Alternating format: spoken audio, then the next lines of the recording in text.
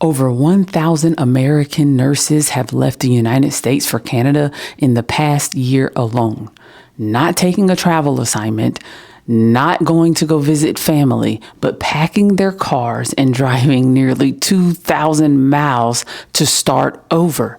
And when you look at why they left, it's not surprising. And in fact, it's a warning, because what's driving American nurses out of this country is the same system that we have been talking about on this channel over the past few months. And today I want to take a moment and show you exactly what's happening and what it means for every nurse and every patient that's still here, because nurses are leaving, and the reasons that they are leaving should concern every single person who have ever needed healthcare in this country, which is all of us. So let's talk about it. And if you're new here, my name is Nyesha Nicole. And if you've seen my face before, you already know that we are 100% locked in. So welcome back to the channel. So let me tell you exactly what's happening so that you can get a clearer picture. Since April 2025, more than 1,000 U.S. trained nurses have applied to and been approved to practice in British Columbia, Canada alone.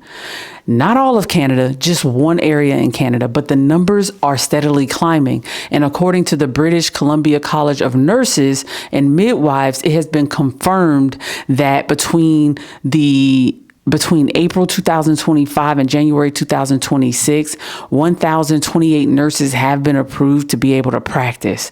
And to me, British Columbia didn't just stumble onto this. No, they went looking for American nurses deliberately. They launched nearly a $5 million investment in advertising campaigns specifically targeting U.S. nurses that bordered their states. They looked at Washington, Oregon, and California, and they streamlined their credentialing process, cutting wait times for months in order to be able to make their offer more attractive to United States nurses. So what they did was essentially removed third parties and enabled direct verification. They made it as easy as possible for American nurses to just say yes. And American nurses did say yes by the thousands. And now here's the question to me that's worth asking when we start getting these type of things happening. Why are experienced American nurses, people who've essentially built their career here, who has families here, who went to school here, why are they suddenly now willing to pack up everything they own and drive to an entirely different country to start over? And the answer to me is not complicated. They are leaving because of the conditions that they are leaving behind has become more worse than any uncertainty of what they could be facing moving forward. That's not a small thing. That, to me, is a profound indictment of what the American healthcare has done to people who deliver constant care to people. That's just what's happened. So now here's where the story gets worse, in my opinion, because you would think after watching nurses toy with the idea of actually leaving this country to go practice in another country, you would think it would make lawmakers have some sort of urgency to build policies and respond to making nursing more sustainable in America. One would think that, right? Instead, here's what actually happened. The government passed legislation to make it even harder and more expensive to become a nurse in America. That's what they did. The One Big Beautiful Bill Act signed into law last year. And if you haven't watched that video, I'll put it here. I'll either paste it here or put it in the description. But what it did was effectively remove nursing from the definition of a professional degree for federal student loan purposes, right?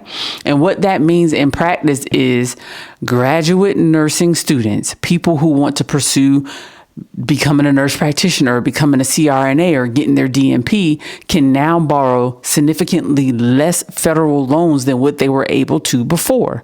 Students in programs that are classified as professional degrees can borrow up to $50,000 per year in federal student loans. Students in programs that's classified as graduate degrees, which includes nursing, can now only borrow $20,000 per year or $20,500 per year. Now, I get what some of you guys are going to say. Well, it'll make it better. A nursing degree shouldn't cost that much. I don't disagree with you. The problem is, historically, institutions have not lowered the cost of tuition. They haven't. Just because you change a law does not mean that the institutions have to follow what you change.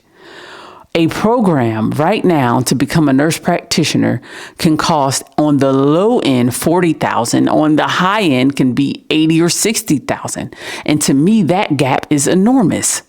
And the response from nurses, to me, is immediate, and it's overwhelming, because 59% of nurses within this survey said that they are now less likely to pursue a graduate degree because of this policy change. So who's going to fill the gap? Because up until this point, nurse practitioners and physician assistants have been filling the gap that has been missing, because there are areas in America who don't have clinicians. There's certain areas that rely heavily on nurse practitioners and on physician assistants and on occupational therapists and on physical therapists, where it's just not accessible in those areas, because some physicians aren't willing to go to those rural areas to practice. So they utilize mid-levels and APPs and all that stuff to practice in those areas. So who's going to fill that gap? Nearly 250,000 of nurses and nurses allies signed this petition demanding that nursing be recognized as a professional degree, and it fell on deaf ears. Basically, they dismissed it. And of course, you have countries like Canada, like, hey, you can come here and practice. If you can go to another country who's willing to treat you better, pay you more, why wouldn't you? Why wouldn't you? And the statement from various officials still believe that somehow the healthcare in America is light years ahead of any other country. And this is kind of where we are as we stand right now. And so I kind of want to take a step back from the nursing perspective for a moment to talk about what this means for the patient, because at the end of the day, patient care and the patients are what matters. And I think that this conversation stays inside of the nursing circles more when it needs to be much louder than that. The U.S. is already projected to face a shortage of about 270,000 registered nurses. That's huge. And that projection was made well before 1,000 nurses left to go to Canada. Before 59% of nurses decided that they're not going to, pursue more professional degrees or advanced education. And what happens to patients when nurses are gone is kind of what you start to see now. Longer wait times, higher error rates, fewer hands in the room when something goes wrong. We've already talked about this on this channel over and over and over again. And so I don't mean to beat a dead horse, but I just believe that this is things that need to be highlighted, because all of this manipulation, the only person that truly genuinely suffer is the patients. When the nurses leave and the math stop working, the patients are the ones who pay the highest price. Your grandparents, your parents, my grandparents, my parents, they pay the highest price possible. And so I guess the biggest thing is, what do we do with all of this information? Because I'm not telling you this to make you feel hopeless. I'm telling you this because I think that nurses need to understand the full picture of what's happening inside of the profession right now. I'm telling you this because I think that the patients need to understand the full picture of what's happening inside of healthcare, so that they can better advocate for themselves, so that they can put themselves and their family members in a better position, because you need healthcare. Healthcare is never going to not be needed. You just need to know how to navigate it better. And here's what I want you to take from this. The nurses who did leave, they didn't leave because they stopped caring for their patients. No. They left because they started understanding that the system is not going to care about them, so they need to care about themselves. They looked at what staying is going to cost them as far as their health, their peace, their future, and they decided that those things are worth protecting more. And it has nothing to do with not loving their patients. But you have to start looking at, what is this costing me? What is the personal sacrifice that is costing me? You have to know your worth. You have to build your options. You have to refuse to be held in place by a system that has made it abundantly clear that it will not protect you. And to me, nurses are going to be okay, whether they stay in America or whether they don't. And I do believe that the patients will be okay. I just think that when they start to advocate for themselves and they start to understand the system, they can better navigate the system. They can ask better questions. Because one thing none of us can do is continue to wait for the system to change, because it's not. The system hadn't changed in hundreds of thousands of years.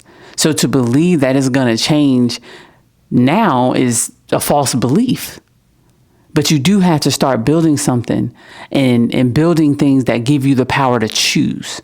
And this is what this channel is all about. This is what I am working towards. And this is what I want for you as a nurse and as a patient.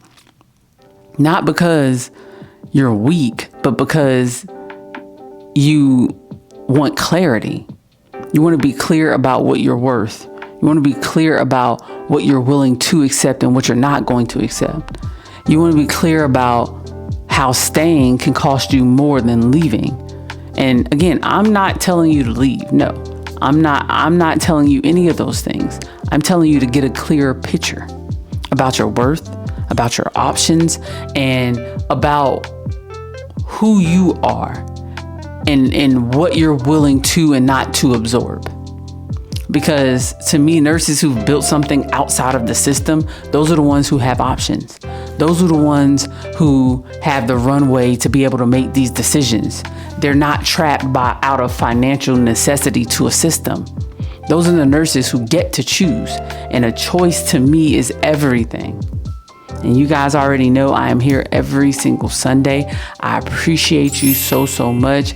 I have free boundary scripts that's in the description if you want it. And I also am building a monthly webinar or monthly masterclass that I'll be offering every single month, once a month on a Saturday. And I'll announce it either in the community or I'll do a short and announce it then or in one of these videos. But again, I appreciate each and every last one of you. If you haven't, share this video with anyone that needs to hear it. Subscribe to the channel.